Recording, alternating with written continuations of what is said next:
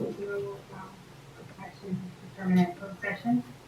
The recording of this meeting is being made and shall be kept for 30 days as public record. Pledge of Allegiance, read by Martin.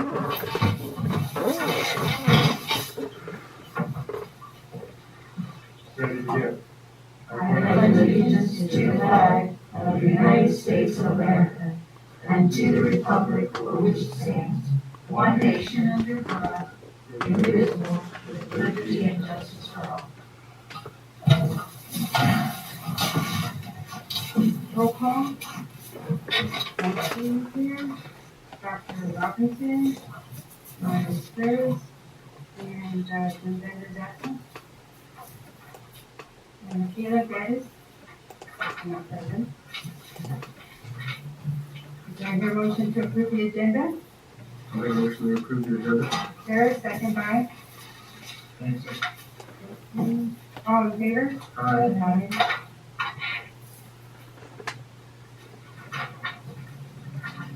Do you have any comments from the public? No, we don't.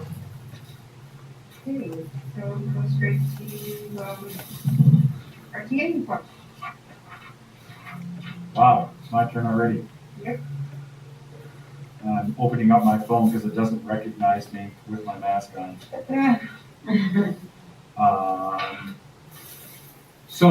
Today I received back from Tim Salazar of Skusd Legal the latest draft of the MOU we've been working on so long, so hard for the last, Mrs. Gaines, what has it been, 8 weeks, trying to get things put into place, and I am very pleased to say I think we're there. I haven't had a chance to read through it completely. Give me a couple days, it's like 9, 10 pages long. But I think we might finally have an MOU to lay out the groundwork in terms of our distance learning program and the expectations from the district and from the teachers about how we run the program during distance learning. One of the last hurdles we had was the district inserting a paragraph regarding the return of cohorts with special education, EL students, and other small groups of students. I think we need to have that as a completely separate MOU because there's a lot of variables there. And as soon as we bring students back on campus, we need to make sure everybody has a clear understanding of how that's going to work. So I appreciate the fact that that paragraph was taken out, and we will do that in a separate MOU. So we've got more work to do. And as soon as we can get together and start work on that, we can begin to move forward in that program. But I'm going to go through that over the next couple days and take a look at it. And with any luck, we'll have a tentative agreement in which the teachers can vote on it and the board can vote on it in your next meeting. So we are getting there, but it is a slow and difficult process. And the reason why I was opening up my phone is I thought it was very, very apropos today. Is as I'm working in between and teaching my classes, I got a text from my very closest friend growing up. He and I were born 10 days apart in a small town in Michigan. His parents were high school teachers in our small town, much like Roseman. My parents were high school teachers in that same small town. And he and I grew up together very close. He's a high school teacher in Michigan, and I'm a middle school teacher here in Roseman. And I just found it interesting. I hadn't talked to him in a couple of months, and I get a text from him this morning, and he's pulling his hair out, talking about how difficult everything has been during this whole instruction during the pandemic. In Michigan, he's teaching under the AV model. They have a modified schedule. He's got students in his class in small groups, teaching them twice a day. He's a high school teacher teaching social studies with 3 different classes, 3 different preps that he has to deal with. And his expression was just much like mine is how hard we all are working to try to provide the very best education we can for our students. we've talked about it before, how hard this is on our students, how hard it is on our parents, and how difficult it is on our teachers, and how wonderful the support staff has been doing what it is we're trying to do. It's exhausting, it's miserable, and we're doing the best job that we can. And I appreciate what my students are doing, the responses I'm getting from my parents every day about some of the positive things and many of the questions and being able to respond to them. But as I spend 90 minutes every morning before my first class just trying to communicate with my students, and all afternoon with students in my classes and my parents, just trying to communicate to them as to what we're trying to do, I just want everybody to know and understand the efforts everyone is making. And it's extreme. And at times it's overwhelming. At times I have teachers in tears. I get emails every day with the frustration about what's going on, but never doubt the efforts. Never doubt the efforts of the teachers, the parents, the students, and the support staff to try to make this all work as best we're gonna make it work. Between two of my Zoom meetings today, I have 3 of them every day for an hour. I need to see a chiropractor because literally my neck is out of place, and it's sore and painful every day from sitting at a computer. Itself out, but we just need time. And the appreciation from our administration about all the efforts being made and try to minimize the requirements and responsibilities and keeping on of more things that need to be done. We just need time. And with time is going to come a lot of healing. And our students will be fine.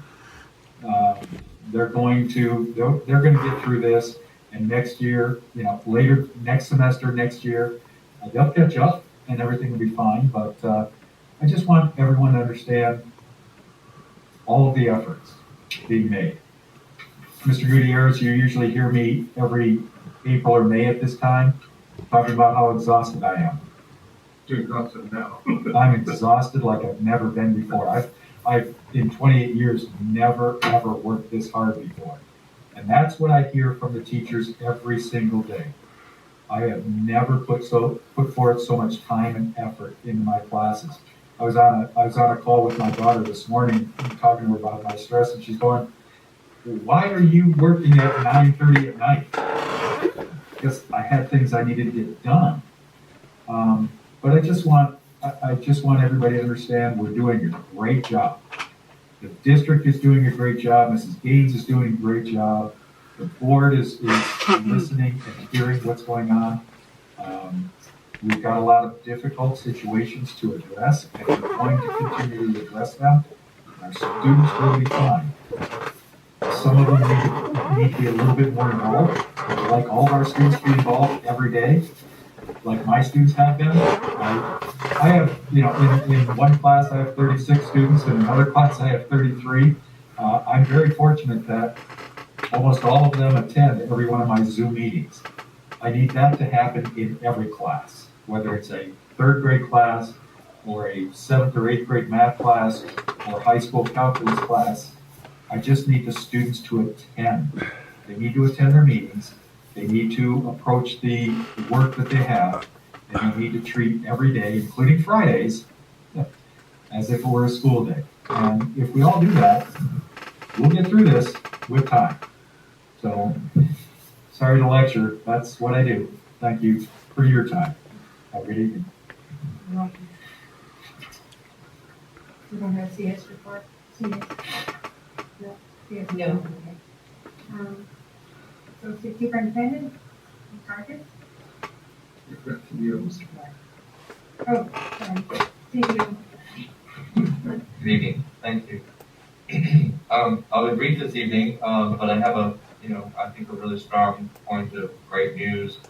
We have had California Highway Patrol on site at the transportation yard the first half of this week. And as of today, I can report that the transportation department has an A+ rating for CHP, which is excellent. There was not one single finding with a problem with any of our vehicles, even the ones that have been unused since COVID began. which is huge, because, there's always something with a bus that's parked for a long time that goes wrong or awry. So I really want to commend, Scott and Reese, but also all of the bus drivers, because they participate in that process, and Ashley for keeping things on track. There's a lot of paperwork that they review, not just the condition of the buses. Everything was in order. And it's huge testament to quality and safety that goes into that program. Thanks. Okay, Associate Superintendent, Ms. Hargis. Good evening. Jim, I just want to let you know that the work of the teachers and the work of the support staff is not falling unnoticed. We know, we're doing a great job, and we appreciate the job that the teachers are doing and the support staff is doing. Our paraeducators have really, jumped in, especially at the elementaries where there are a few more of them. They're holding their own meetings and working with students, along with those teachers. So, everybody's working hard. Our custodians are working hard to make sure everything's clean, our maintenance, getting everything ready at the school site. So, everybody certainly is working hard, and here at the district we're doing our best to support everybody. So, if there's ever anything that you need, my door's always open, and you either can send me an email or a phone call, and I'll be there to help. We appreciate all that you do. And that being said, we are excited that we're going to be able to bring some students back on campus for some math academies and some academies. We're hoping that that's going to start about the 20th of September, but we do have to make sure that all of our safety protocols are in place for that as well. We've ordered some curriculum for the staff members that will be teaching those. And we have several staff members that are excited to be coming on campus and teaching us. So that is great news. And administrators, teachers preparing those lists of students and getting ready to start contacting them as we can. So, always a lot of work ahead, but I think as long as we keep kids as our focus, we can't go wrong. Well, were any of the teachers that are signing up on the current waiver not to become teams? I am not 100% sure. I know that a couple of those teachers had some questions about that. And really, as far as the waiver goes, there are some that are medical, there are some that are students. There was a couple teachers that said, well, hey, how about my student coming?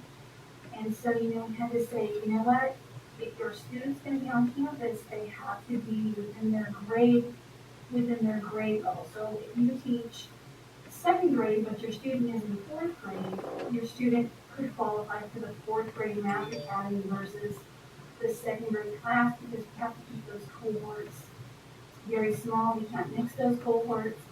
There's a lot of rules that we have to follow with those. So, if there are teachers, that have medical, and I can't really do that because I don't really know why people have their second language. But, that's what I have said to a couple of people that have questioned. As far as my waiver is only because I have children at home. So, and we certainly don't want to discourage them, but, we want to be able to say, if somebody comes in and asks us, no, this is exactly how we did it, we followed the rules, we kept everybody safe, we kept our numbers to 14, we had less than 2 teachers, because we do want to make sure that everybody is safe, the students are safe, the staff is safe, our support staff is safe. So, It's an so I guess I can, program. okay, well, I guess I could ask, is it anywhere in the MOU that if you apply for the waiver not to work, that you lose eligibility for some things? No, RTA's Does that make position, yeah, it does. RTA's position would be, I've not been asked directly about this, and don't hold me to it, I'm just answering off the top of my head, but if somebody's applying for an after-school stipend position, they would not be part of a waiver process because they're looking to participate in an on-campus with student position. So it should be completely unrelated. On the posting, it did say on site, so that way, when Yeah, I'm just having a hard time reconciling. I want to apply for a waiver, not come on site at all. If there's extra money, I want to come on site. That I'm having a hard time reconciling that in my mind. And I don't know off the top of my head, Mr. Tanksley, who has applied for those. It's not really a stipend, it's extra duty hours. We will be compensating the teachers for the actual hours that they spend providing the clinic, the MAC and ELG clinic, and also we're going to give them some planning time as well, because we know even though we're supplying the curriculum, they still have to plan what they want to do with the kids and during that time too. So it will be effective for the students. So I couldn't tell you at this point in time, they're still applying, who has applied for those positions, whether it's anyone who is out on a waiver or not. If we would be practicing under, you get 10 people apply, it would go by your hire date, yes. correct? Maybe for 14 students, you said? Yes. And how many teachers are looking? We can have up to 14 students and no more than 2 teachers. For each campus? No, for each classroom, so what we've done is we have, 2 positions, 2 math positions, kindergarten through 5th grade, actually 3 grades. I think we have 2 or 3 people in the high school that are going to do this as well. But, so K-8, it is 2 per grade level. So, Two per grade. I don't know that we're gonna fill all of that, but, I do know that there's separate. Two separate classrooms. Right, like 2 with kindergarten, 14. 2, yes. If we are talking, Dr. Robinson, I just want to clarify this. If we are talking, we have to, it's distinctly different, the after-school program, the 14 and 2, and what the MOU that Mr. Quillman referred to that he and I will be starting hopefully soon about bringing back, first and foremost, our students with special needs. In those cohorts, it is 16 people total. So for example, if I have a class where there's 8 students, and then I may have 5 or 6 paraeducators in that room and the teacher, that combination, as long as it does not exceed 16 people, is acceptable. With the after-school program, obviously our goal is to get the students in there because we're trying, this is learning loss funding. It's being funded by the amount of money that we're getting for learning loss, and we know that reading comprehension and math, I believe truly math is going to be where we're going to get up and down the state, across the nation, the hardest hit. So I would love to see this go on for the entire school year and even possibly blossom into some Saturday schools where it's not only just drill and kill in math or language arts, but also maybe a fun hour in there for them as well, where they do art or robotics, so that the kids and provide them with a snack and everything, so they would want to come to the school site once we're able to do that. So this is something we're considering for down the road. Awesome.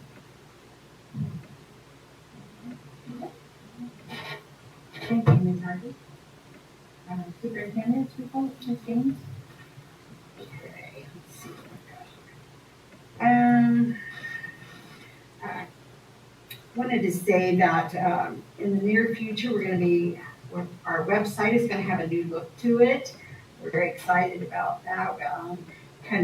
Saw a couple samples today, and we're hoping it'll be, first and foremost, more user-friendly for our parents and the community, and it'll be more colorful, and it's just, I think it's a great time for us to get a new website, so we're looking forward to that.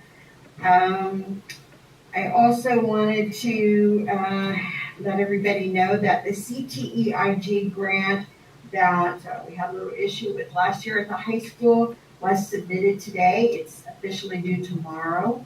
And so the high school administrative team, Mrs. Akinini and Mr. Shevlin, are informing today that it has been submitted.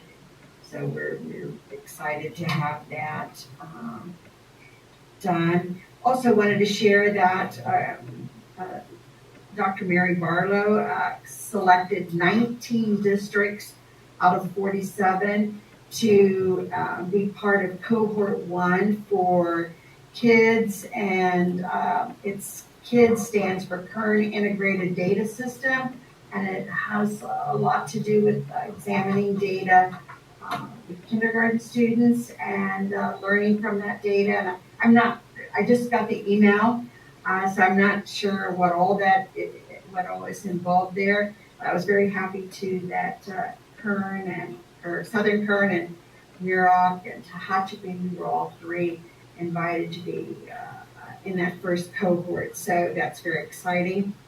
Also wanted to let you know that I have an update today from the health department. And of course, just as we're looking really good, they changed the rules of the game on us.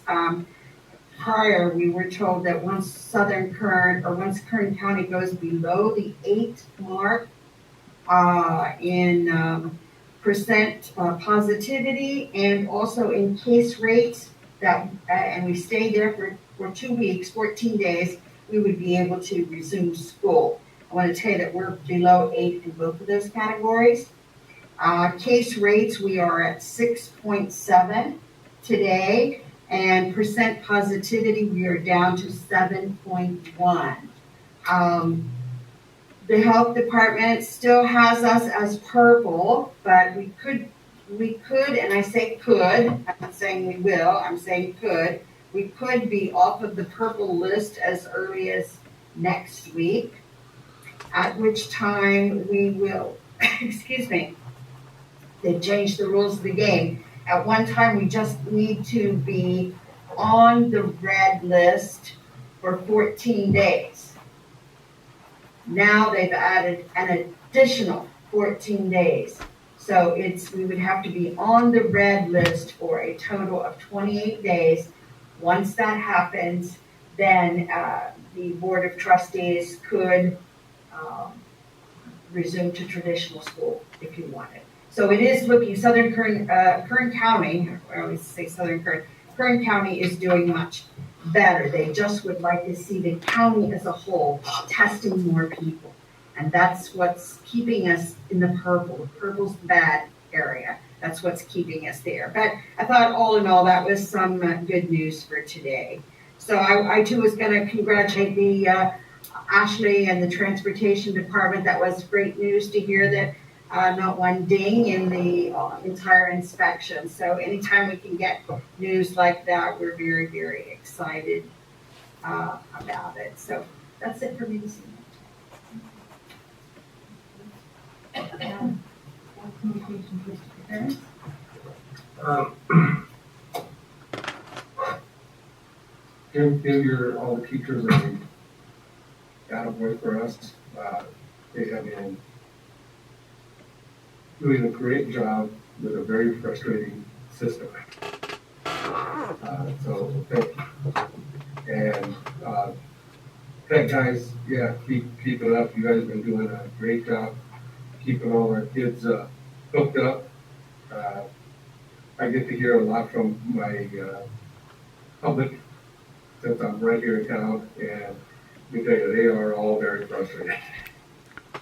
And especially a lot of the out west families that have very, very spotty internet. For me, the lot that are at, there's days that you may get internet, you may not. Sometimes you can't even get cell signal right there. So we just got to do what we got to do. I mean, that's the only thing we can continue to do, and hopefully our numbers keep coming down like they have been, and to get started with getting some kids on campus, and hopefully before the year's up, maybe we can get everybody on campus. I think that would be best goal that I can think of, but we'll have to see. That's it, thank you.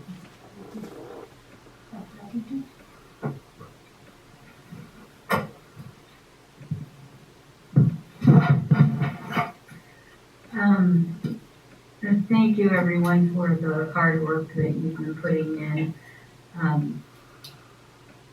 From the first week of school, there were a lot of fearful things that I was hearing out there, not within the district, but from parents and other people. And I have to say that what I've been hearing now is such a response to the good teaching that's going on from the community. So I thank you, teachers, for what you're doing. And I just want kids to come back to school. Yeah, I want to echo to Ashley and team, great job transportation. Jim, as always, thanks for your wisdom. Mrs. Hargis, your inputs, we love them. It always generates plenty of a discussion for us. So keep those little nuggets coming. And Mrs. Sanchez, for the general public, Mrs. Sanchez has got us on the road to identifying what data that we're going to request for us to make our decisions going forward. Okay, there's going to be certain data points, decision points, and gates as we go forward. We're forming that list of data that we're going to need to make those decision points, and then based on the 24 or the 14 days plus 14 days grading periods as we go. Grades will be a factor, attendance will be a factor. There will be plenty of factors. Our capabilities of school sites to decontamination or safety, that will be a factor. You know, how long it takes, what we could do. I guess the MOU getting cleared will be a factor. Jim, you think we've got one almost out of the way? We're going to jump into the sped one, and then the big whammy's coming. Best guess, the big whammy, how long? Well, the sped one's going to be a challenge. Okay. Because not only does it affect the special education teachers, it affects the other gen ed teachers who are on campus.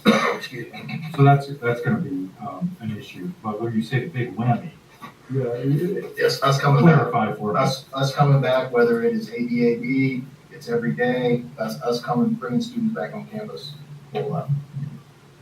The board has already approved a modified schedule of ABAB. Yes. And, you know, RTA understands that if the state and the county allows for students to return to school, that would be the accepted model. And there's many items within the current MOU, even though the MOU, the tentative agreement on the MOU is focused on distance learning, there's a lot of provisions within that would apply to return of students to the campus in a hybrid model. So it's not like we're starting from ground zero. Okay, so as we build these, Yeah. some of them are accepted practices as we go forward. And what I've appreciated with Mrs. Gaines is that even though we haven't had a full-on approved agreement, we've both followed the portions we've agreed to. You know what I mean by that? You know, I've communicated that to the teachers when they've asked me questions. I've said, well, here's how we're going to do things, because we've pretty much, even though we haven't voted on the MOU, we've agreed to this part of the MOU, so we're going to follow those guidelines. And the district has done the same thing. I appreciate that, because that's the only way we get through these things, is with that kind of collaboration. So I don't think it's an overwhelming mountain that we can't cross. But yeah, it's going to take some reasonable advance notice. We'll all see the writing on the wall. We'll know when all of this gets into place. But keep in mind, all of the staff within Southern Kern are closely connected with all of the staff in surrounding districts. So while I have no problem being a leader in the quality of education in our area, There are some questions as to why Southern Kern is going forth in a certain path when no other district in our area is going down another path. If that's the direction, then there would be some questions and some debate and some negotiations that would go over that. So can't put a timeline on it, but I don't see it being insurmountable. But it comes down to safety.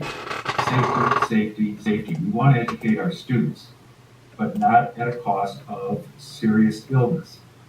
And that's, when I was talking about texting with my friend back in Michigan, my question to him was, what does your district do when a student it tests positive, or when a student shows COVID-like symptoms or tests positive? What are the protocols there? Because as soon as we have to take a group of students out of school, and as soon as we have to take a teacher or two out of school, then all education breaks down. So we have to look at it from that standpoint. What is going to be the safety, and how do we make sure the best level of education can continue within whatever environment we choose? Gotcha. I just wanted to hear your office answer. And I appreciate that. Somebody said wisdom for Mr. Quellman, and they overstepped their bounds. It's not necessarily wisdom, it's just been around a long time.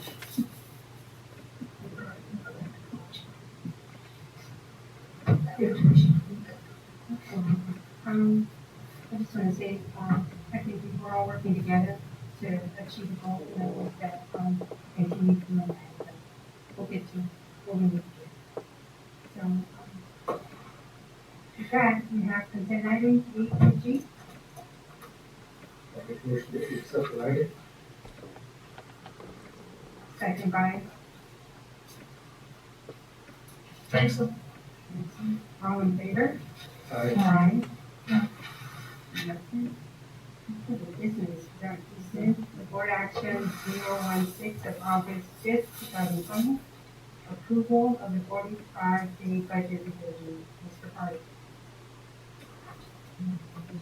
We have to rescind it. Oh, okay.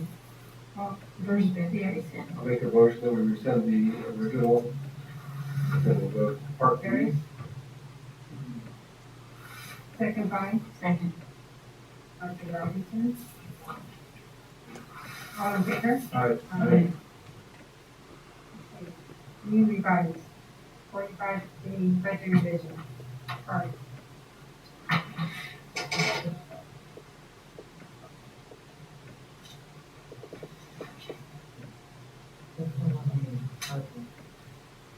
A revision? The first slide speaks to, first slide does speak to, sorry. Thanks.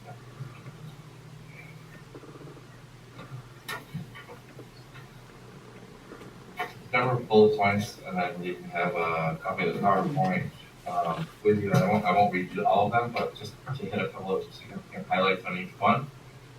Second point, district adopted budget based on the governor's May revision, reflected one set of data, and the 45-day revision needed to reflect a significant change in projected revenue based on the negotiations between the legislature and the governor, and that revision at the state level significantly increased our budget by over $2 million, by about almost $2.4 million. I'll show that in a later slide. Point number three, multi-year projection and the 2-year cash flow presents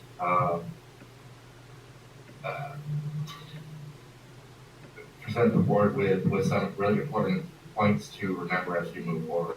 How this budget looks particularly positive, we need to still move forward cautiously, right? So there are points where revenues have been included in this budget that make our budget look strong and healthy, and that's exciting news, and we hope that it comes to fruition.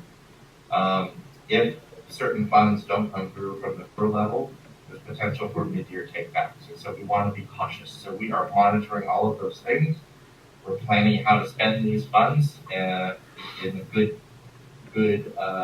portion that we get to keep them. Should we have to give them back, we don't want to spend them too early.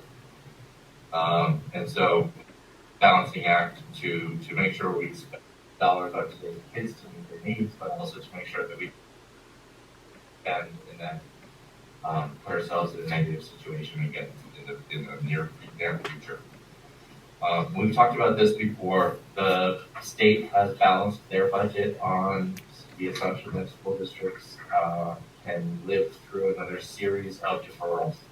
Deferrals will begin for us starting in February and continue each month through the end of the fiscal year. That's going to change in the story. That's 100% in line with what we've been talking about.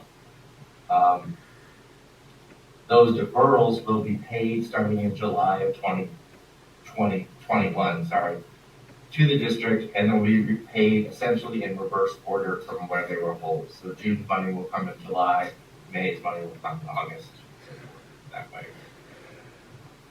That will put a significant strain on the district, and the district will have to go into the county pool for a tax revenue anticipation note. I do not consider that a bad thing. It's a normal operating cost, but it does mean that we have to borrow money in order to maintain cash flow, to pay the bills, to keep the lights on, to keep people paid. And so we will be monitoring that, and that amount is projected at about $5 million.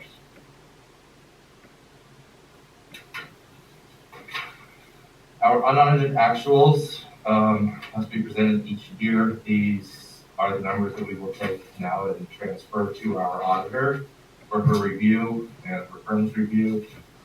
The LCFF revenue for the year that we just finished for 1920 increased by $1.4 million over the previous year.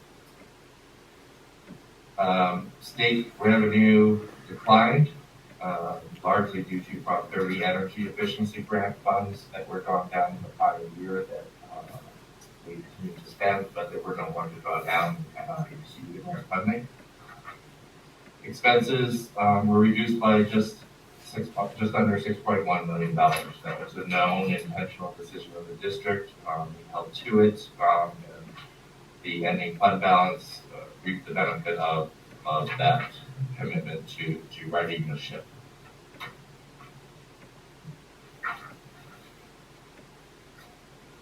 Like I said, there are certain strains that will come forward along with what we've said. The major constraint that we have, or the major threat to our stability that we have to monitor, is what will be the lingering impact of COVID-19 and what it will do to the economy. Will this be a V recession or a U recession or an L recession, and how fast will we bounce back? All of those things will matter, and hopefully it'll be a faster recovery rather than a longer recovery, so that the impact will simply be a cash flow impact that we're expecting for this year and not a long-term impact.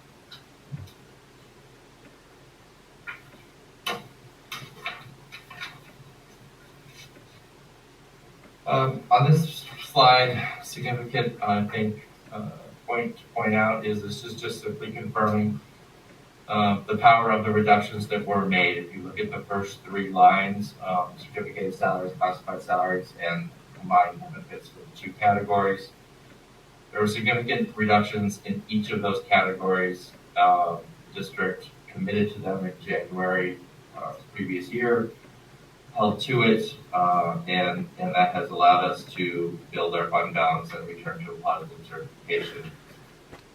Came to fruition. It was February of the previous year. The district made those commitments. This shows the level of spending by category in the district. You can see the district has salary and benefits expenses is about 83% of the total budget. Significant shift from being over 90% in the prior year. The county is particularly interested in making sure that that's recognized as a positive shift in the district and the fiscal health and stability of the district. and they strongly recommend that the district remain committed to having a maximum salary and benefits rate of between 80 and 85% per year moving forward. So we are there and monitoring that. Fund balances in the district are looking significant. We were at negative 3.4 million at the end of 18-19, and ending balance for 19-20 in the unrestricted general fund was $260,000, and that does not include the ending balance in the restricted side of the equation, but that puts us for the year with an ending fund balance when we combine the two of $3.6 million, which is significantly ahead of where we had expected to be at this time, and allowed us to pay down the debt to the county owners. Cash flow projections for the year show the district able to have a positive balance at the end of the year, but needing to have cash infusions during the course of the year because of what is coming as an intentional decision at the state level for our funding sources. So we will need to borrow about $5 million is the current projection out of the county tax revenue anticipation pool. It is a pooled structure, which is good for us. It allows us to take advantage of the scale at the county level for borrowing money and receive a better rate that way for interest costs.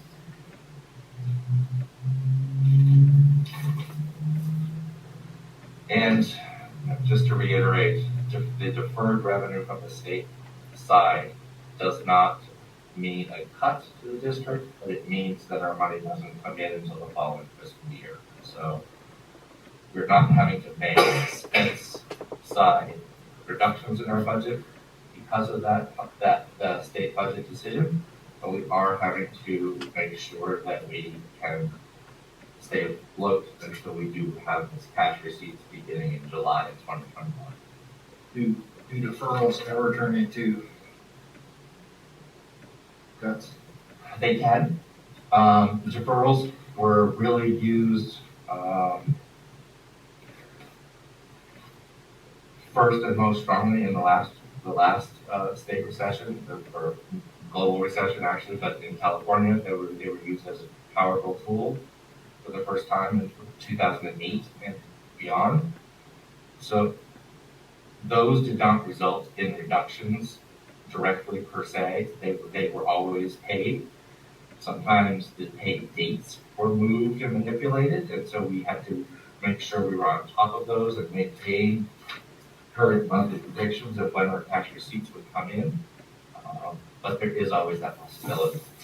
The current threats that I was talking about when I first started talking tonight of mid-year reductions are not projections because of the deferrals exactly. They are projections because of certain assumptions made on federal revenues, for example, to come in that haven't materialized yet, but we're still hopeful that something can be broken there.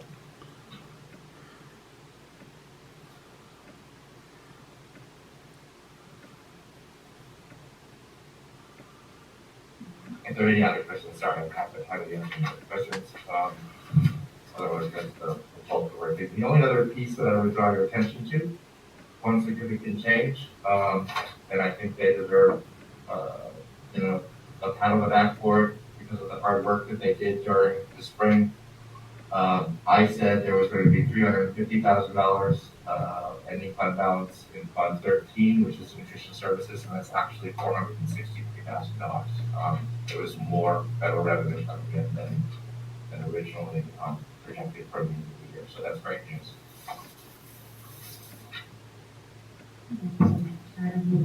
Do I hear a motion? Make a motion that we accept the revision. Second by Dr. Robinson. All in favor? Aye. Review and approve the unaudited actions. And I apologize, I talked right over the two items when I was moving through the presentation. I should have paused after the first slide. But the action that's being asked here is to accept the changes to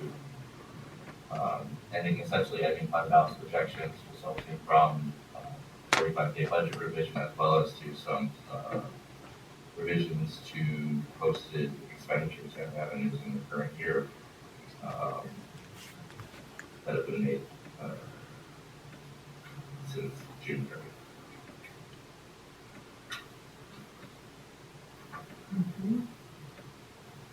Anybody have any questions on it? I'll make a motion to accept it. What was the ending balance? The ending balance, which is in the full budget package, this time on page 47.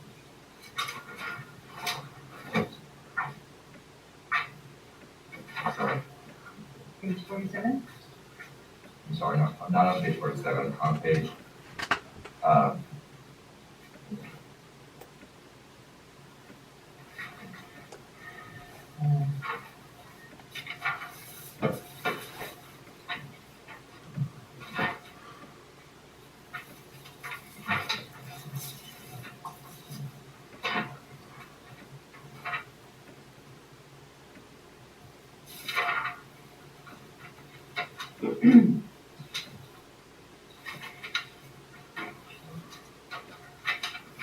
sorry, Sally. Sorry. I was going to try and pull it up here so you can see it here as well.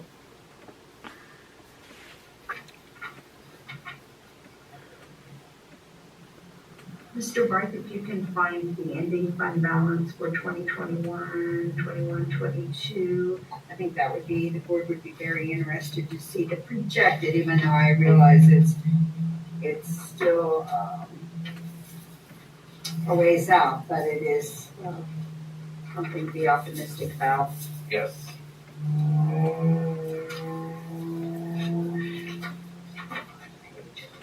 Sorry, I thought it was in the slide here.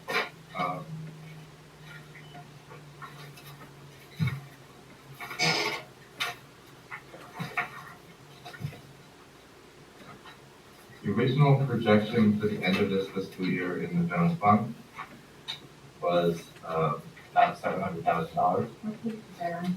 All right, so I'm,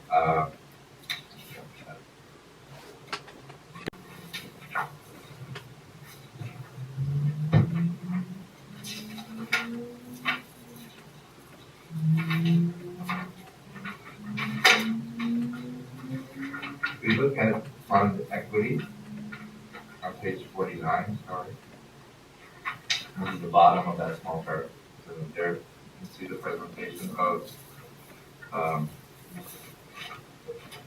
behind 687,000 in restricted revenue for 1920. And then if we shift back one page, no, not back one page.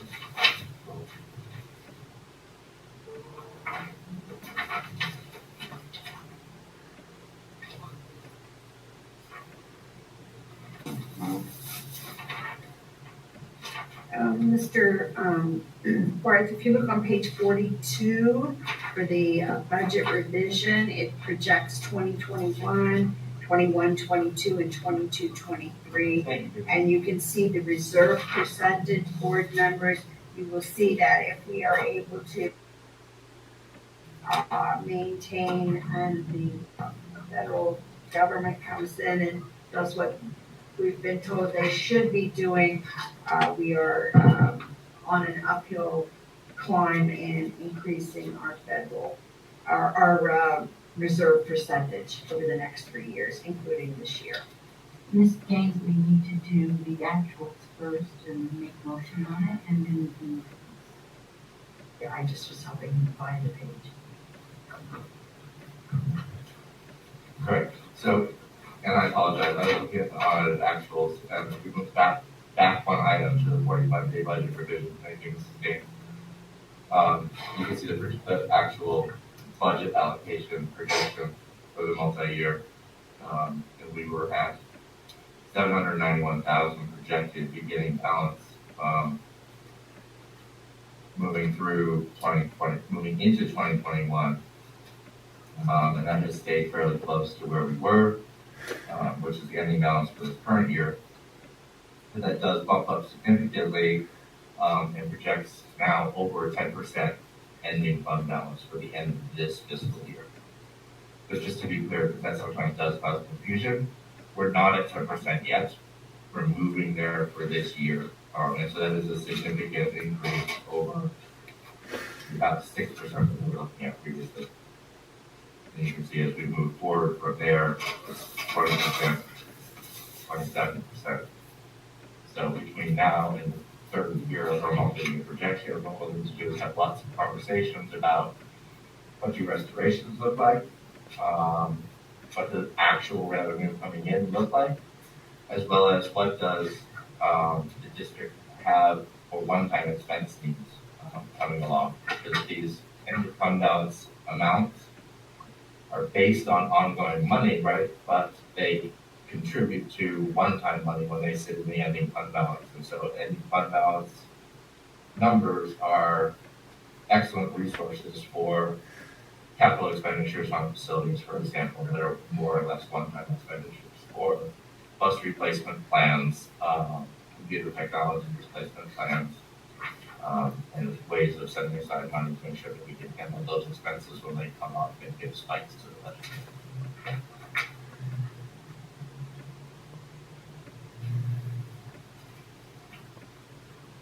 Our ending balance for the last year came up to 667, 433 on that.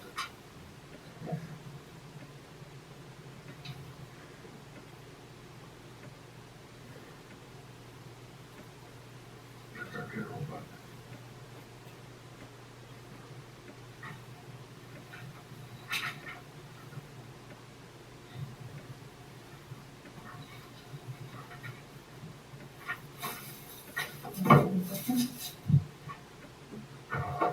Any motion? Motion, Karen, second by Mr. Robinson, all in favor? Aye. Aye, one absent.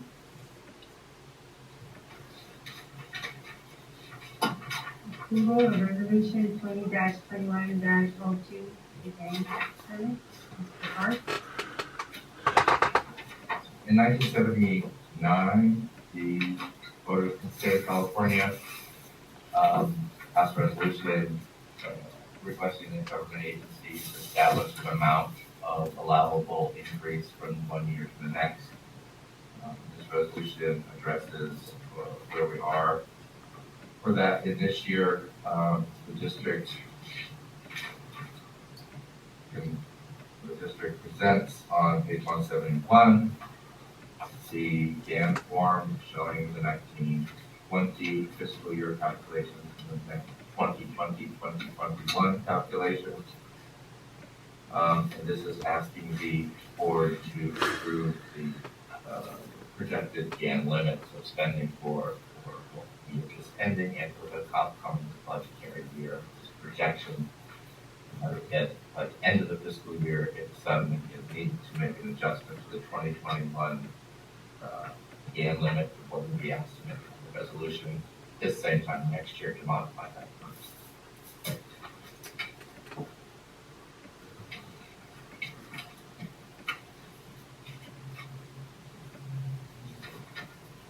any questions? Is there a motion? I'll make a motion to accept the resolution. Second by Dixon. All in favor? Aye. Aye. One absent. Approve resolution 19-20-13, educational protection account. Expenses for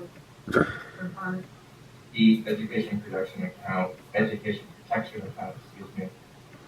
was created with the, as a course of action to write the state's budget and to continue to fund state education during the last fiscal recession, after 2008. We continue as a requirement of those additional tax levies, have to report annually on how we spend that money, commit to spending the money as the vote is approved, and to show in a transparent way how we actually have spent those monies. And so on page 177, you can see there is a revenue presentation as well as an expenditure presentation indicating that the monies are spent directly on instruction, and so they are used to fund teacher salaries and benefits across the district, and that has been the district's pattern since the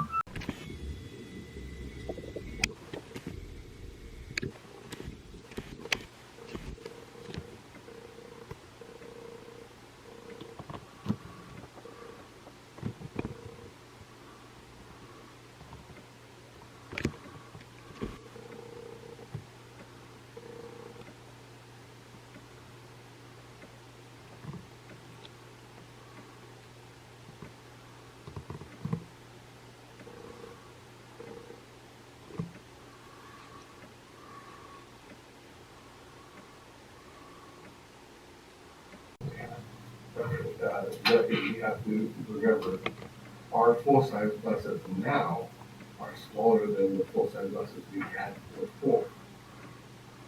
Our old full-size buses were 92 people. at one point, and then dropped.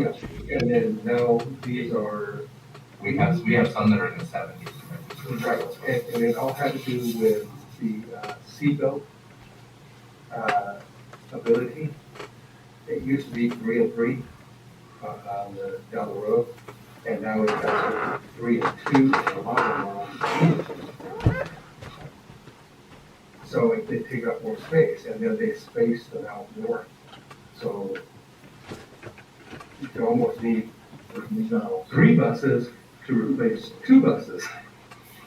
Yeah, I mean, it's, I shop buses.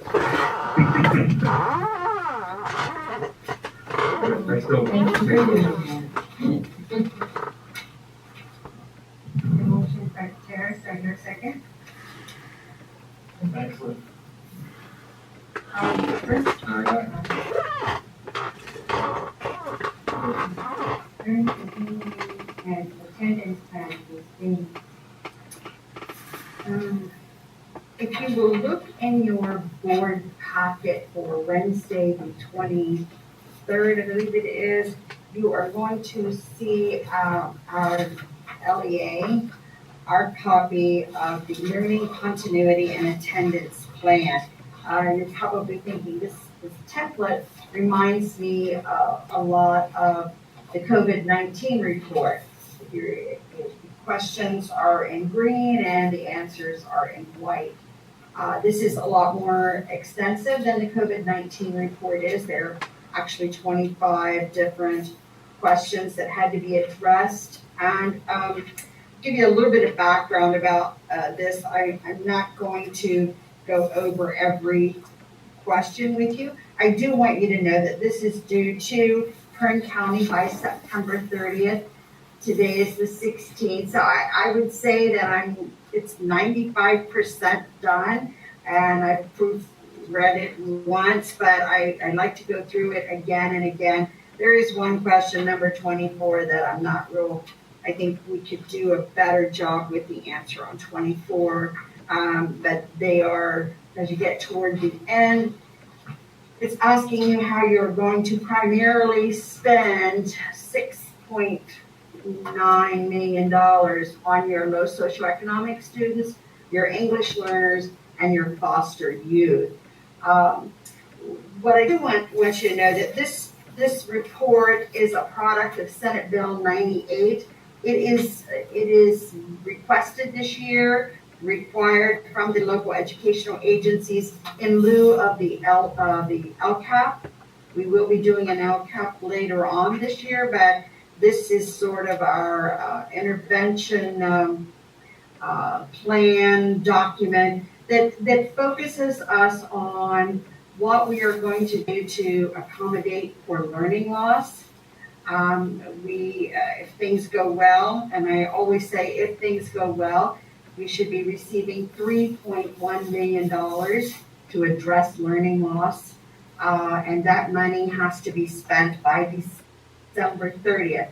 It does not look like, initially, we were hoping the governor and the federal government would extend that deadline to, there was speculation that it would be extended into September 2021. But we have been advised that we must spend our money wisely, as if it was, because there's a good chance it won't be extended. And so we have until December 30th, not December 31st, December 30th, which is another oddity, to spend. And our projected amount is approximately $3.1 million. So there is the areas that this money can be spent is pretty black and white, but we are in the process in cabinet of looking extensively at what are the means of using this funds, this one-time money. So we probably will not be employing additional people, because that's not a good thing to do with one-time funds. We really want to address what we need in Southern Current to meet the needs of the students, especially when it comes to accommodating them and mitigating the learning loss that they suffered last spring and continue to suffer today. So you can just look over the report, basically giving, starts out with just the general, this is the up-to-date demographics, and you can see that our special ed population is increased. We're now up to 16.28%. Our special ed population is increasing. Our socioeconomically is 75.47. So when you get a chance to look over that. And then it talks about what we've done in the past since last March, the end of March, to address the COVID-19, the impact of staff, and it's just sort of a guide on what we've done, what we're still doing, and how we plan to support these kids when we return, the plans that you all considered when you voted on July 15th to open in a blended model, only to have that taken from us 6 days later. And so this is all, hopefully it's good reading for you. And it is still a draft. If you see anything that you think, oh, I see a typo, Yolanda, I'm counting on you. And to please let me know, because I still have till the 30th to submit my final thing. But yeah, so it's done. But I think we could elaborate a little bit more on a couple of the questions in the back, when it's asking us for specificity on how we're going to spend that $6-something million on our, and this is not the learning loss money I'm talking about. This is on our from our LCFF money, from our supplemental concentration grant money, and our base grant. What are we going to do to meet the needs of our unduplicated students? And when we talk about our unduplicated students, we're talking about our low socioeconomic students, our foster children, and our English learners. And so it's just a matter of going through and remembering everything we've done and documenting it in this document. But yeah, pretty pleased, and want to say again to my cabinet members, thank you. They don't want to come into my office anymore, because when they do, they walked in today, and I said, this is question 25. And it's like, So she said something, and I said, sit down. Sit down, right there. So when they come in, I'm going to put them to work. And it goes for Jonathan and Cheryl and Noemi, Dan. They all worked very hard to get me input. And so I'm pretty pleased. But, I want to make sure it's a little bit tidier before submission on the 30th. But do you have any questions about it?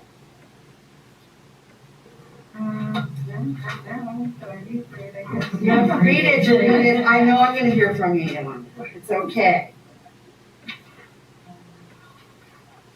Okay, when you talk about questions, though, they're not numbered on here, so question 25. Oh, 25 is the last one. Oh, is that what It's the very last one, and we have to open the public hearing, so if there's any comments for this. Let's go ahead and recess for the public hearing, and then we can discuss whatever you wish. would be at 8:14? I got a motion. Any second? Thanks. Second. Okay, Terrace, and all in favor? All right. And now we're recessed. Now we're in recess.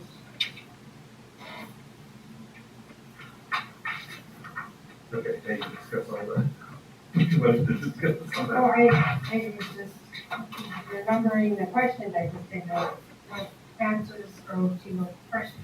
It's, the questions, I didn't want to number them because they don't have them numbered, Yolanda, but 25 is the last question, so look for the last green bar, and that's the question that I will be, anybody that comes in my office the next couple of days will be talking about question 25, and just, although it's pretty, Leanne was telling me today, I think it's pretty thorough, because the sample one they sent us was like 20, 21 pages, and we're past that. But I said, no, that wasn't really my goal, but I want it to be accurate and thorough and tell our story to the best of our ability, so, yeah.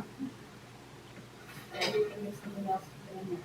Oh, you did? Yes, that we had talked about at cabin yesterday was, a stipend for, an employee to possibly like a homeless liaison. That maybe works fewer hours and might have really some time to get out and sit with the fosters, even if it's in the homeless community. That was something that I wanted to do more of, but I,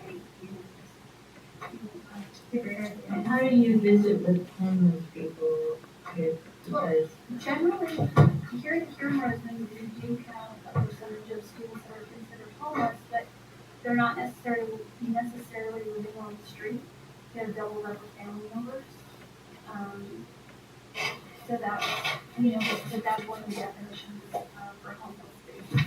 They have no fixed, home for themselves. So when they double up, that makes them home. They're considered home.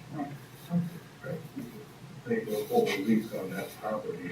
Nobody else does, and you're just, yeah. Kind of a long-term visitor. That's a great idea. I think we don't need to reach. We'll add Yeah, that, and that's we'll add that tomorrow. what we talked about yesterday. kind of a liaison and Currently, I serve as the county liaison for foster youth and homeless, so, if there's court documents that come for our foster youth, as far as, educational rights and those kinds of things, everything comes to me, and then I disperse that out to school sites, or if I'm sure that special education campus. talking about the visiting people.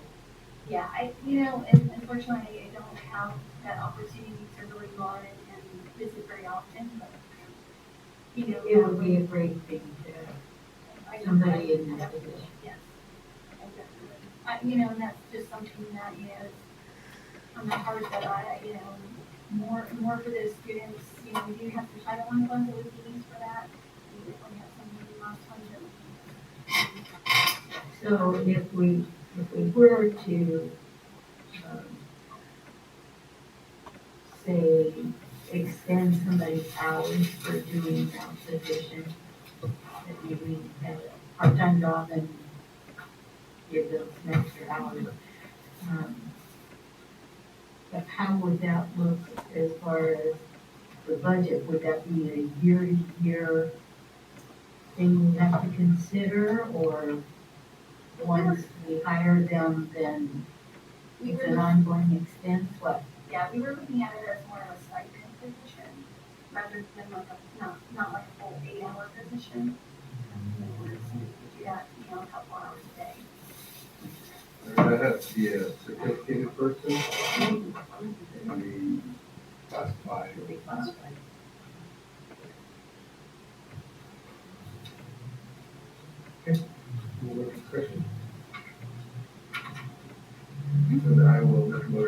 goes back to our regular meeting.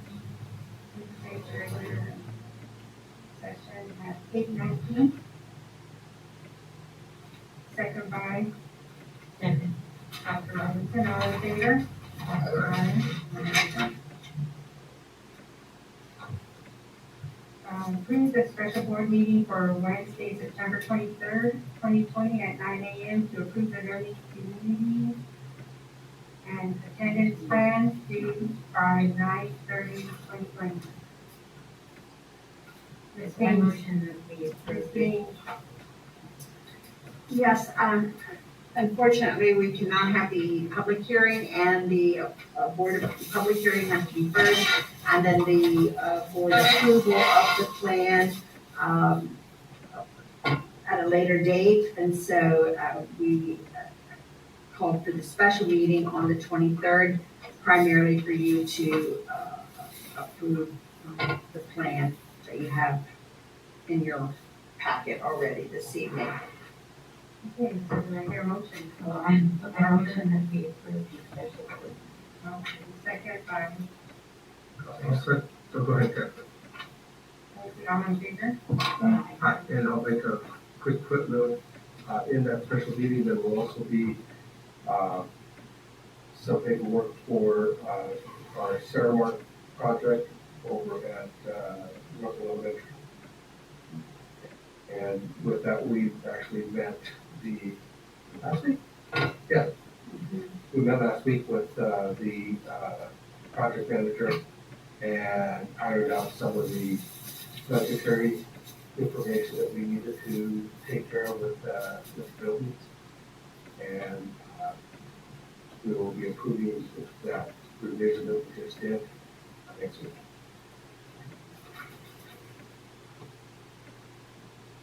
So that was, motion by Dr. Robinson, second by Nancy, all in favor, before, one after.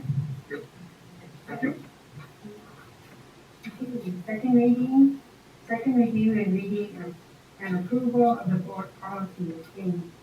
Yeah, this is the second reading, and asking you to approve the board policies below. If you have any question, option one for nutrition is that basically it was chosen that the appeals would go to a compliance coordinator and not to the board of trustees. And the other, as I mentioned at our last board meeting, the other board policy that I am concerned about is the physical education one, especially for my elementary schools. At a near date sometime, we need to seriously consider placing physical education teachers back at the elementary schools. The children should be receiving high level physical education standards that should be rigorous and with physical fitness, etc., and so many instructional minutes a week. I'm not saying they're not getting those now, but the board policy very clearly mandates and outlines what we should be doing for our elementary students all the way up to and including high school. I agree with that, except for we don't have any students on campus at this time, so it would be kind of redundant to hire. No, not right No, now, I know. Mr. It Gutierrez, would but have to be for next year. yes, at some time, it's something that we cannot just adopt the board policy and not follow it. Right. So that's something like, when funds permit, that would be the next two people that I would want to put in place, is the physical education teachers of the elementary. So if we go back to a blended model in school, where would we fit physical education in that ABAB model? Well, anytime you have a physical education teacher at the elementary, the schedule is just like if you had anything else in that schedule, just like you have an ELD block. The schedule for the PE teacher is is written into that schedule. He may see, because of the instructional minutes for elementary PE, he may see a grade level twice a week. So the creator of the master schedule for that school would have to make it so that maybe on Tuesdays and Thursdays at this time, the PE teacher saw first grade. Or maybe, and usually what happens when the PE teacher has the students on campus, outdoors, usually rarely do you see a gym in an elementary school, then the elementary teachers then would be on a prep period, doing, planning and prepping and et cetera. So that it would have to be created. It's not just willy-nilly. It's actually a class in the master schedule, just like you would Well, ELT. my question is this, because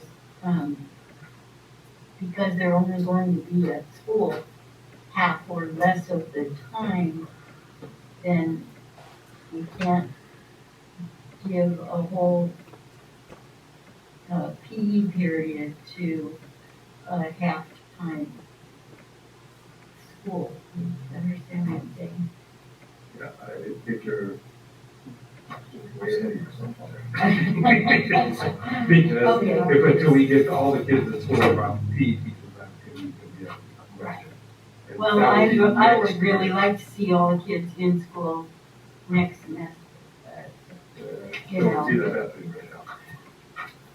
I mean, it'd be great, but I don't. see it. That's what I want. Okay, I'll make a motion that we accept the policies that are written. Second by Second. Dr. Robinson, all in favor? Aye. Aye. Curriculum and instructions. William Settlement. All right, in your packet, you'll find, statements from all of the school site, principals stating that they have sufficient materials. And that is what the Williams complaint is all about. It just, you have to have sufficient materials, you have to have sufficient, teachers for our ELD, our English learner students. You can't, how many vacancies, so involving that, we have our, site administrators sign that statement that says, yes, they have sufficient materials. Normally our hearing is a little bit later, but we didn't have a board meeting until October, and it has to be by a certain time, it has to be by the 8th week of school, so that's why we're. I'll make a motion that we do that's for the public hearing. Anybody said 8:27? Here. Sure, second by. All in favor? Aye. Anderson? We are now. Any comments? Does all the kids now have tablets and computers? Do all of the kids now have them? Yeah. Was that your question, Mr. Judge? Yes, all of the K through 12 students have, and we are now purchasing for the TK and the special ed preschool. All students in Southern Kern are going to have. All means all. So we're very excited about that. I was gonna say, the TK kids could probably work up better than I can. No, it was actually, to be honest with you, it was actually the teacher who said, and a parent, I had a wonderful email from a parent asking, is there any way that the TK students could also get the iPad? And then when we decided as a cabinet, we would purchase for TK, we also realized we've got our special ed preschool out there that includes, they are inclusive in it. Everything is all means all. So, yeah, there was only, I think the TK was only 44 or something like that, 42, 44. So it wasn't a huge expense for us, but it's exciting to say that all students, all students in Southern Kern. We are now a one-to-one device. So, yeah, and hopefully we'll get even a little bit better. How many students in preschool, special ed preschool? Special ed preschool, I believe there's 9. Okay. Yeah. So everyone's got iPads or that. Yeah, I believe the order has been placed. Doesn't take them that long to. They'll have to do some work on them. What the IT department will when they get here. But yeah, we're very excited about it. Am I right, Sean? Correct. Thank you. That's true no matter the learning environment. All students have equitable access.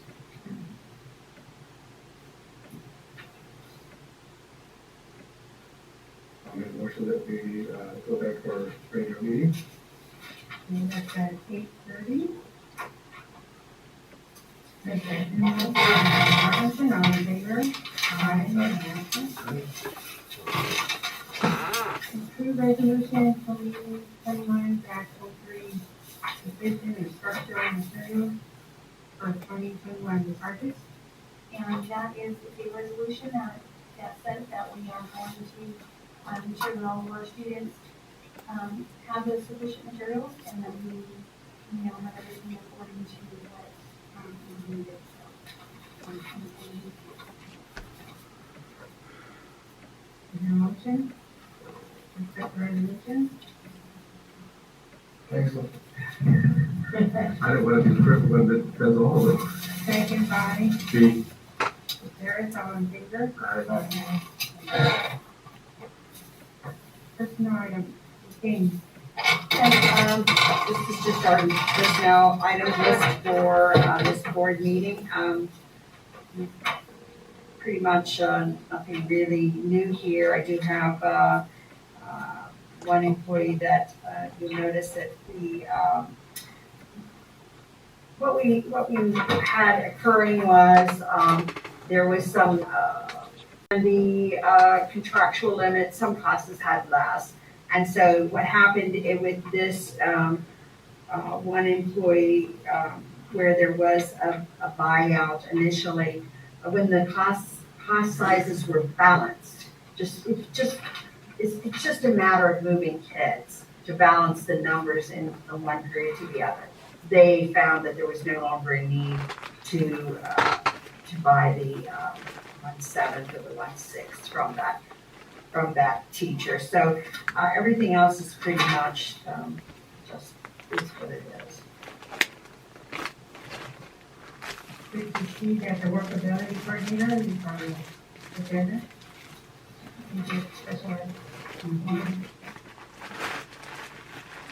And that's not a new position either. Right, no, I'm surprised to see that it's on your work report, you know, special ed students.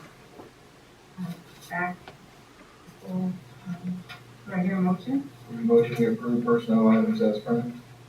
Second by, second, Mr. Robinson, all in favor? Aye. Sure. I hear a motion. Make a motion that we get adjourned. Derek, second by, Thanks. thank you. All in favor? Aye. Aye. One absent.